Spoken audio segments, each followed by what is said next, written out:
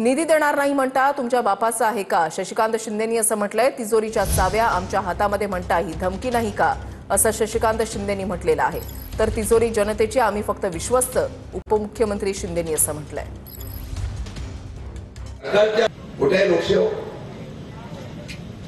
नगर परिषद माझ्याकडे दिली नाही तर तुम्हाला विकास कामाला पैसे देणार नाही, तुमच्या बापाचेच पैसे.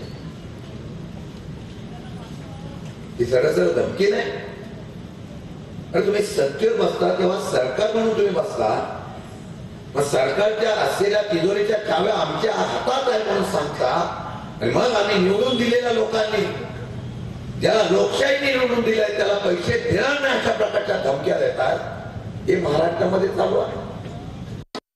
हे सगळं जो काही निधी जो आहे, ही तिजोरी जी आहे ही आपली जनता जनार्दनाची आहे. आमचं कोणाचं, आम्ही विश्वस्त आहोत. त्यामुळे असा कुठलाही मतितार्थ त्याच्यामधून काढू नये. नाना पटोलेंना हे महागात पडणार असं चंद्रशेखर बावनकुळेंनी म्हटलंय. चंद्रशेखर बावनकुळेंनी गोंदियामध्ये मतदारांना धमकावलं असा आरोप करत तुमच्या बापाचं राज्य आहे का असा निशाणा काल नाना पटोलेंनी साधला होता.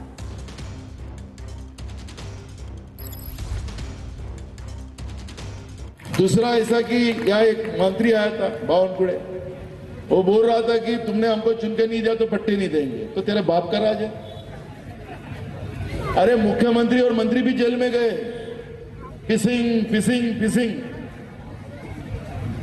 ये कौन से खेत का मूल्य है? बेईमानी से चुन के यार यहाँ पे लोगों को धमकाते. हमारे गोंदिया के लोग किसी के धमकाने से डरते क्या? मैं वादा करता हूँ तुमको पट्टे देने का.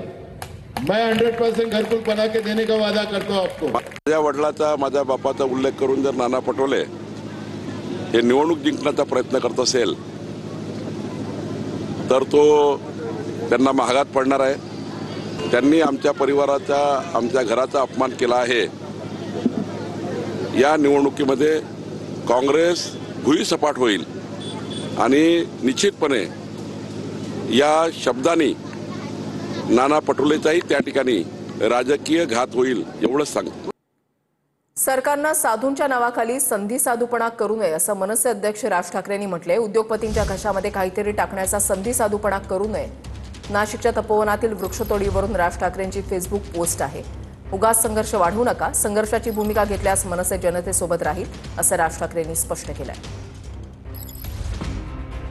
पायाभूत सुविधा उभ्या करताना कुठली झाडं तोडावी लागली नाहीत, मग आता कुंभमेळ्यासाठी झाडं का तोडावी लागत आहेत?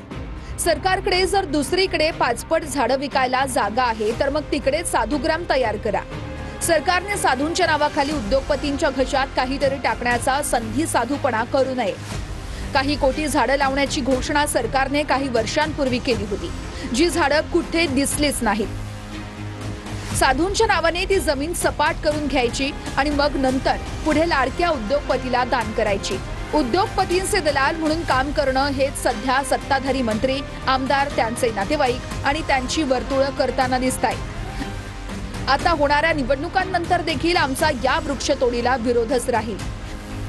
माझं सरकारला आवाहन आहे की उगाच संघर्ष वाढवू नका. लोकांचं काय म्हणणं आहे त्याचा कधीतरी आदर राखला जाईल असं पहा. सरकारने संघर्षाची भूमिका घेतली तर जनतेच्या बरोबर या लढ्यामध्ये मनसे आहेच आणि असेलच. राज ठाकरे, अध्यक्ष, मनसे.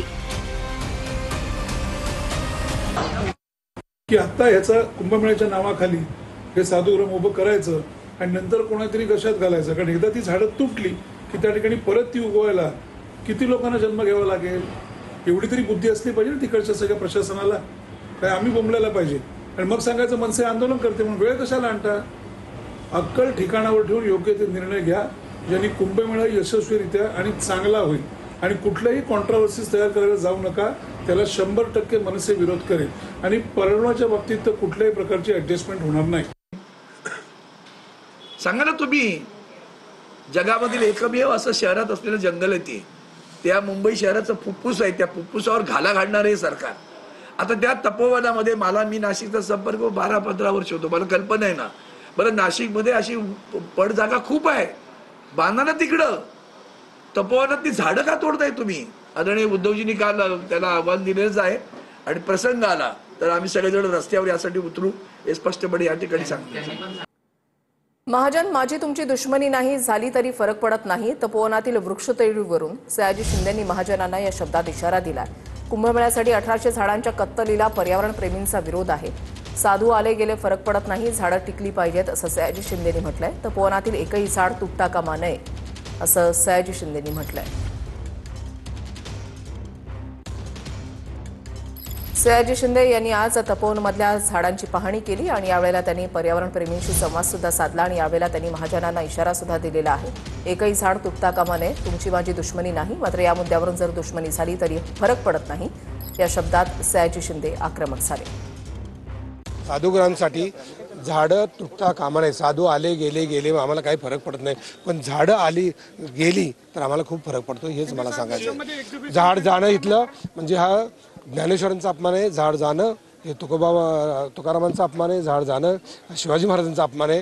ह्या लोकांनी सांगितले तेच विचार घेऊन आपण पुढे जातोय ना. वास्तविक पाहता कुंभमेळा काय आहे त्याची त्यांना माहिती देखील नाही आणि कुंभमेळ्याच्या संदर्भामध्ये शेजारी असलेल्या एका विद्वान गृहस्थाला ते विचारतात 500 वडाची झाडं तोडतायत, 400 वडाची झाडं तोडतायत असे चुकीचे संदर्भ देऊन दिशाभूल करत असतील तर मला वाटतं की सयाजी शिंदे यांनी संपूर्ण माहिती घ्यावी आणि मग या आंदोलनाच्या संदर्भामध्ये त्यांची मतं व्यक्त करावी.